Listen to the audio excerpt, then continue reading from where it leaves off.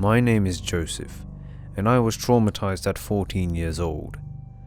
I was out in the park playing ball with my friends, who we will call Ivan, Vlad, and Nikita.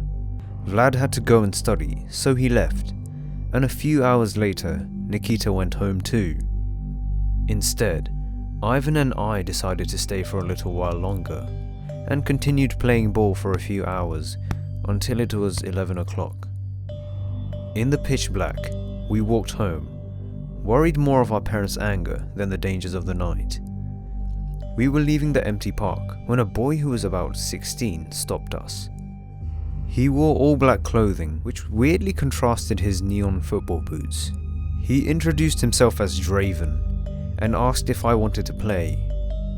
Immediately, I felt uncomfortable and was about to respectfully decline and just walk past when Ivan stopped me and said that there was no harm in staying for another hour, because our parents would be mad either way after all. I reluctantly agreed to play with him until midnight. We started playing ball, and surprisingly Draven had an awesome left foot. We also struck up a conversation, and we learned that Draven went to a school nearby. He loved playing football and video games, as well as sneaking out at night to practice football. He had aspirations to make it to the big leagues, and said that it was impossible without putting in the hard work. He seemed interesting and very polite, and friendly as well. I started to like Draven, and Ivan seemed to adore him.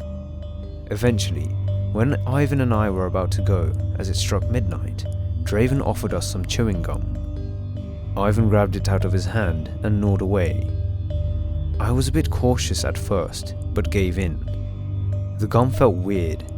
It had me want to have it more. I looked over to Ivan, whose eye was a little twitchy. Instinctively, I asked if he had any more. Draven then said that he had hundreds of those gums at his house, and that he was also throwing a little party. If we came, he could give us some more. We agreed and left. He led us through the park into the dark forest, and we walked through for what seemed like over an hour before we reached a rundown, shabby, broken abandoned shack with a black van that was parked right in front of the house. But sure enough, we could hear loud music, the windows flashing with colors, and even what seemed like a woman's yelling. We walked inside the house. Before me was a group of men, much older and much bigger than Ivan and I, each holding an implement of pain, whether it was a bat, crowbar, or rope. They loomed over us, and one grabbed Ivan's wrist. That's when I bolted out of the front door. I had zero hesitation. It was only my quick reflexes which had saved me that night. I didn't stop running until I reached my house, and it was only then that I realized that I left Ivan behind. I pounded at my door and fell into my dad's arms, sobbing. The rest of my family had come downstairs, curious as to what the ruckus was all about.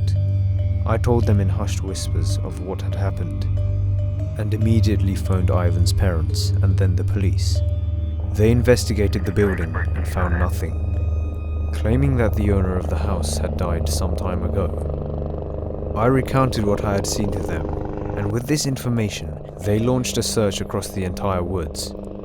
Sure enough, they eventually found a recently dug hole where they uncovered the bodies of over 100 youths, the youngest being 4. Ivan had been beaten badly and his body used to store drugs. They even found my other friend Vlad. He had been killed just an hour before Ivan. But what scared me the most was the note that had been left on my pillow the next night. In bloody writing, the words, "You were lucky."